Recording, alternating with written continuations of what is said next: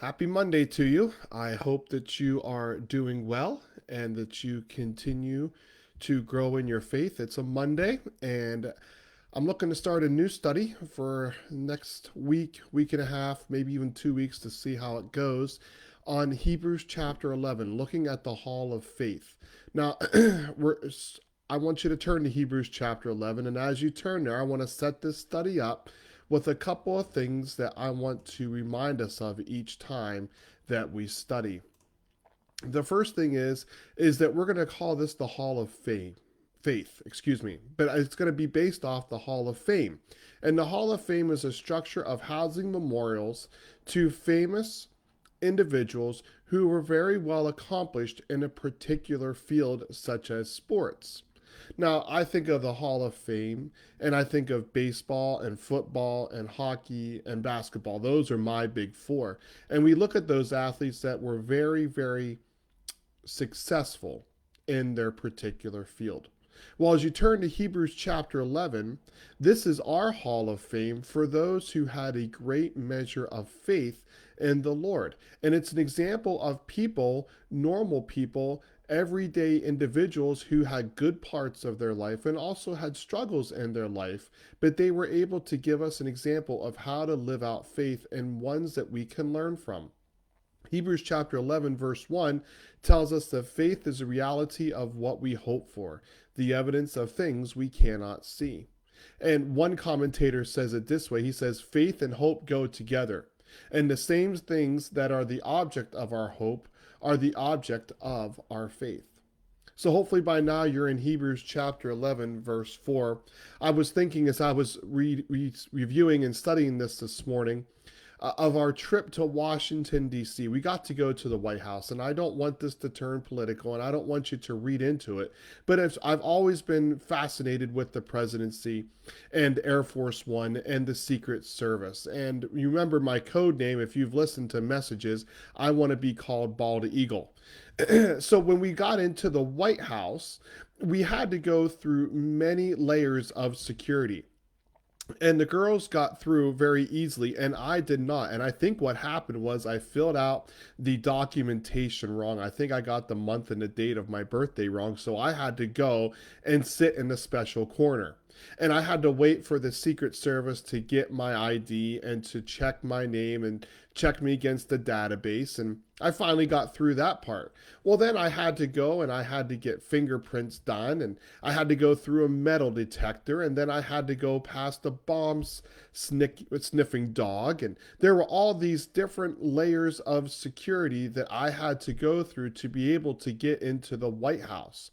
Now, I thought to myself, what would happen if I would try to outrun or go around these standards and these safety procedures? Well, I would be met by many Secret Service agents with the little earpieces in and holding rather large guns, and perhaps they would be friendly and perhaps they would not. Why is that? Because I did not go through the proper standards and the proper protocols.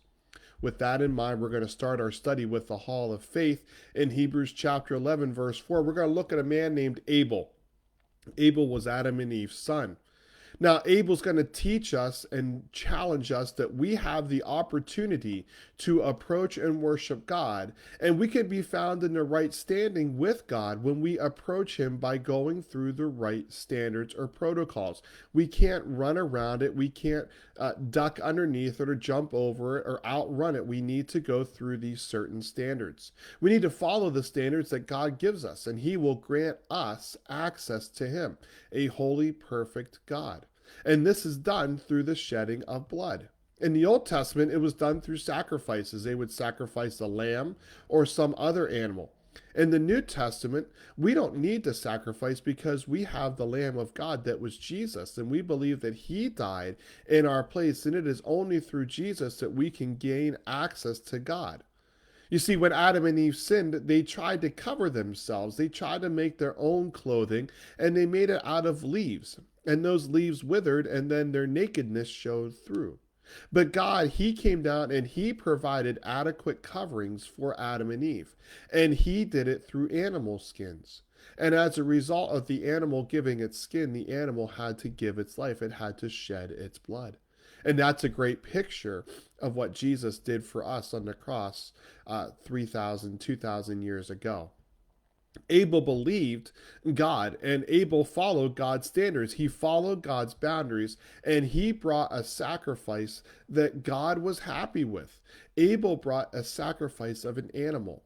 Hebrews 4 tells us that Cain, his brother, did not follow God's standards, and as a result, Cain's sacrifice, it was rejected.